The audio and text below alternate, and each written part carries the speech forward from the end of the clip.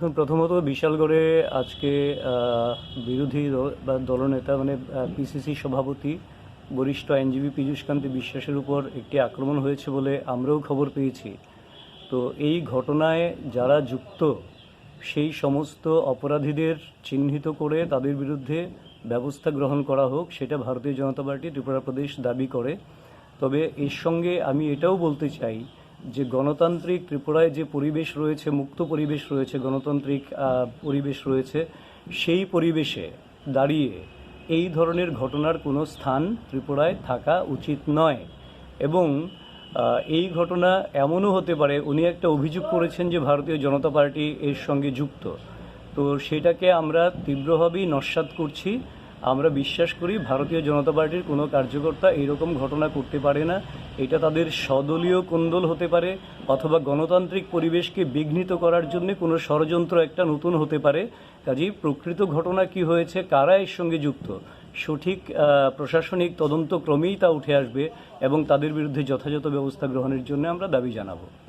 কংগ্রেসের তরফে অভিযোগ করা হয়েছে যুব মোর্চার প্রদেশ সভাপতি নবাদুল বণিকের নেতৃত্বেই হামলা সংঘটিত হল। আমি সেটাই বললাম, অভিযোগ করাটা হচ্ছে একটা বিষয়, যে যারা শাসক গোষ্ঠী রয়েছেন, শাসন ক্ষমতায় যারা রয়েছেন, তাদের বিরুদ্ধে অভিযোগ তুলে রাজনৈতিক ফায়দা তোলা।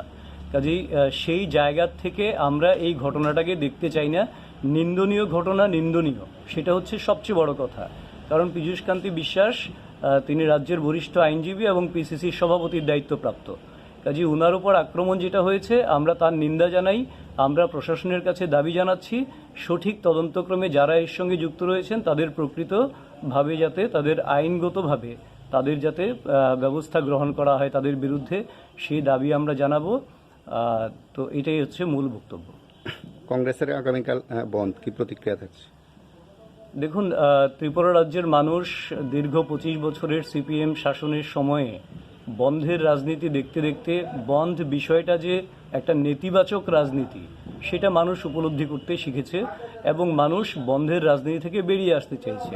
কাজেই এই ঘটনাকে কেন্দ্র করে যদি প্রদেশ কংগ্রেস যদি বন্ধের ডাক দিয়ে থাকে, আমরা একদিকে যেমন আমরা ভারতীয় জনতা পার্টি ত্রিপুরা প্রদেশ থেকে কংগ্রেসের কাছেও আবেদন রাখব যে ত্রিপুরার যে বিকাশমুখী সরকার চলছে, যে ডেভেলপমেন্টাল অ্যাক্টিভিটিস চলছে, সেটাকে স্তব্ধ না করে জনজীবন স্বাভাবিক রাখার জন্যে বন্ধকে প্রত্যাখ্যান করে নেয়া, এবং সেই সঙ্গে মানুষের কাছে 37 লক্ষ মানুষের কাছে আমরা আবেদন রাখব যাতে তারাও জনজীবনকে সচল রাখেন এবং বন্ধকে প্রত্যাখ্যান করেন।